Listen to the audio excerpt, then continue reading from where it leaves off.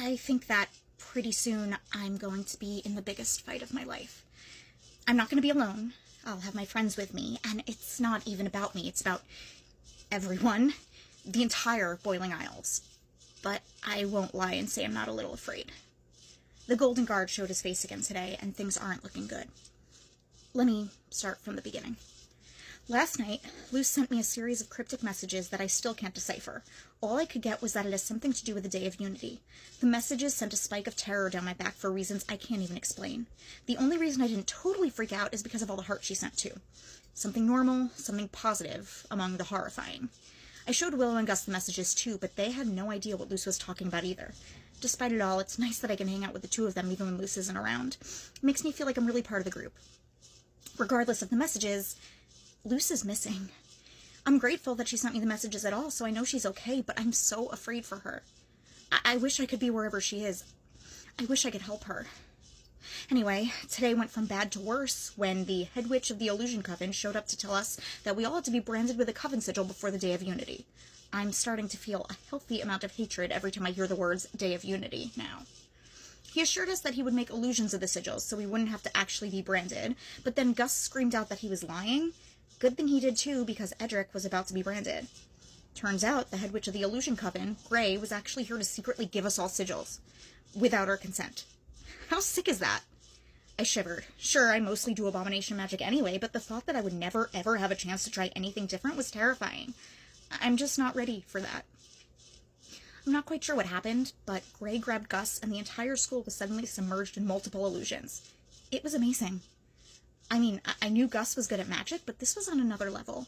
Everyone started running in different directions, and Willow and I found ourselves in an illusion of a carnival. We decided to find the healing homeroom because Ed messaged me to tell me that's where everyone was gathering. At that moment, a Coven Scout snuck up on Willow. I was about to catch him when Willow did it herself. I congratulated her on the lucky shot, and we moved on. Of course, we immediately got attacked again. I started my spell circle because I had to protect Willow, right? But Willow started her own circle, and our spells basically canceled each other out. Willow looked so frustrated. "What are you doing?" she asked. "I just got you back as a friend," I said.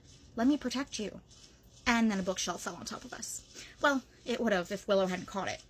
She caught a bookshelf. She used her vines to help, but she actually caught a bookshelf. "I don't want your protection," Willow said from under the bookshelf. "I want you to see who I really am." What? We made it to the healing homeroom, and I took the opportunity to sit in the corner and think. I felt like I should have had the dunce cap on my head. How could I have been so stupid? Ever since Willow and I became friends again, I'd been underestimating her. And I told myself it was because I was worried for her and I didn't want to lose her. And yeah, that was true. But I think maybe I still hadn't lost the idea of Willow being powerless. It feels awful to admit, but growing up, Willow didn't have any powers.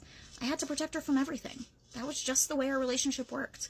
But now, well, now Willow is, for lack of a better word, a total badass. And I completely missed it. I felt like I'd had an illusion over my eyes, too. Like, all I'd been seeing was the helpless Willow from the past, when I should have been seeing her for who she is now. When Willow said she was going to fight, I backed her up. But not by saying I'd protect her. This time, I told her she could bust through anything. I think she got the sentiment.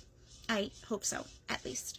Her friendship is so important to me, and I'd hate to ruin it almost immediately after getting it back. After that, we got to fight together. It was exhilarating. She really is a sight to behold when she fights. I don't know how I'd never seen it before. We work well together, though. I feel stronger when she's with me. We battled our way to the gym where they were keeping Gus, only to find him stuck inside another illusion.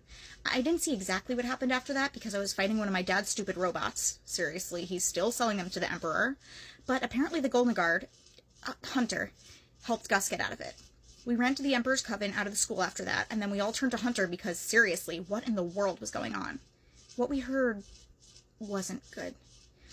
I don't want to write it all down because that'll make it real, but apparently the Emperor is a human and a witch hunter, and he's planning on killing everyone on the Day of Unity?